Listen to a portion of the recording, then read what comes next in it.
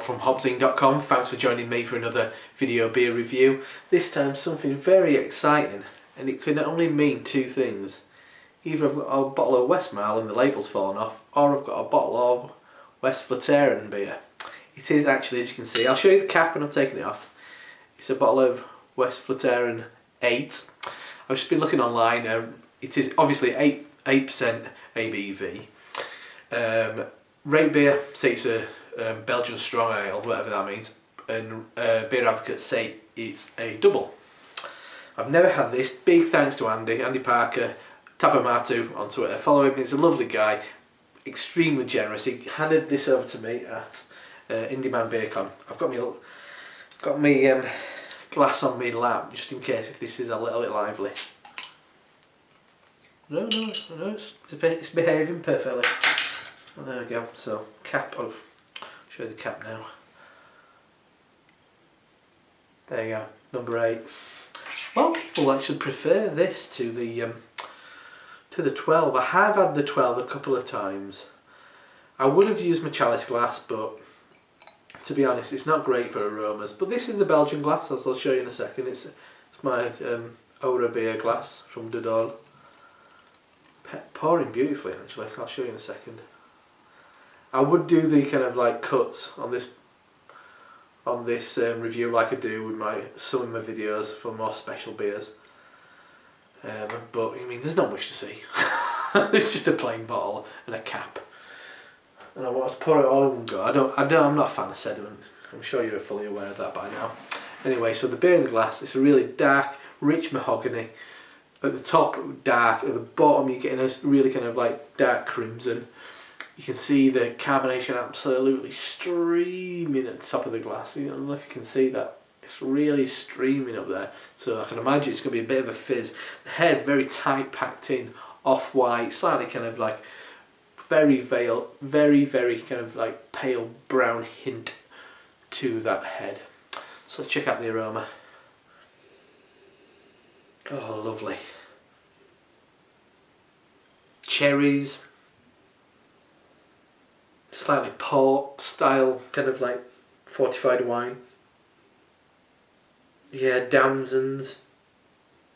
There's a wholemeal bread. Yeah, raisins. Slight kind of tannin note in there. Oh, yeah, it smells lovely. It smells like it's like kind of autumnal kind of aroma to it. You can definitely get that kind of like dark muscovado sugar, probably something from the candy sugar what they brew this beer with. I did have a look online for some details if anybody had tried to brew a clone of this, homebrew clone, and they did kind of mention certain things about it. It says it's probably hopped with Hallertauer and Northern Brew, so a couple of German hops.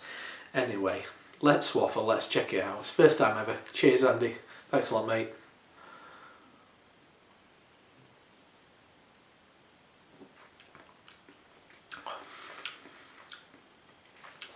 That is beautiful. That is beautiful. Very much a kind of big physic. I mean, because those bubbles are so fine, it kind of washes up and fizzes up in your mouth. But it's not buzzing on your tongue. It's just kind of like frothing up. It's quite nice.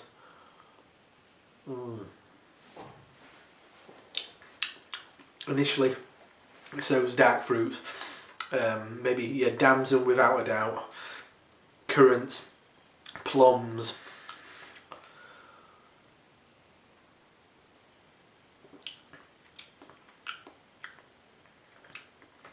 Then it starts kind of coming in. You're getting that kind of forest fruit, kind of hop bite in there.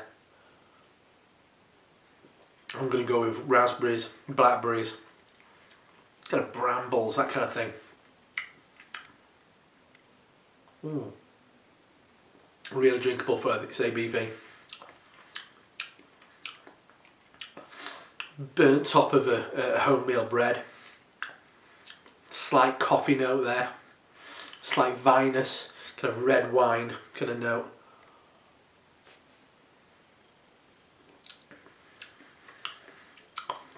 There is a soft sugary note in there as well, a Christmas cake element in there, but definitely a nice Christmas cake. It's got the kind of slight marzipan note in there, and also that sweetness that you get from the icing on top. It does remind me of Rochefort beers. Can't remember which one.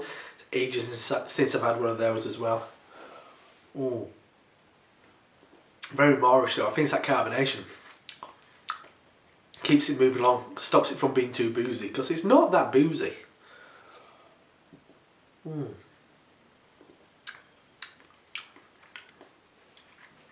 Yeah, definitely kind of more of a flavour of those German hops, opposed to much bitterness at all. At the back end, slight floral bitterness, slightly like a, yeah, definitely bready malt, like a malt loaf actually. This kind of bitterness you get from dried fruit, and that kind of malty kind of character of like, just, you know, a malt loaf. It's lovely. And one thing I like about this, 8%, it's not, there's no trace of kind of phenolic alcohol in there at all. I do like a double as well. It's not often I have them, but Westmalle, theirs has always been a favourite of mine, and you can see the similarities in these beers. Top drawer that. It's a style of beer that I don't drink very often.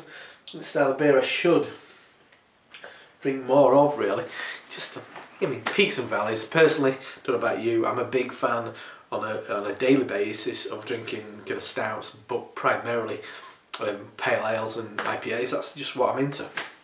But it's nice to revisit these kind of styles that I'm not that kind of overtly familiar with. So at this point I'd usually show you the bottle, tell you what it is, but this time I'm going to have to show you the cap. So that is a bottle of Westvleteren 8. I'd call it a double, why not, let's call it a double. 8% ABV from Belgium, just down the road from St Bernardus as well. I think the area's called Westvleteren. The monastery is called St Sixtus, I think, is the abbey. But yeah, I think they're a bit more easy to get hold of. I don't know where Andy got this from. But big thanks to my mate Andy Parker, Tabamatu, on Twitter. Gonna keep hold of that cap. Anyway, I'm Rob from HopZine.com, drinking one of the rarest beers in the world. Always a pleasure. Anyway, I'll see you next time. Cheers.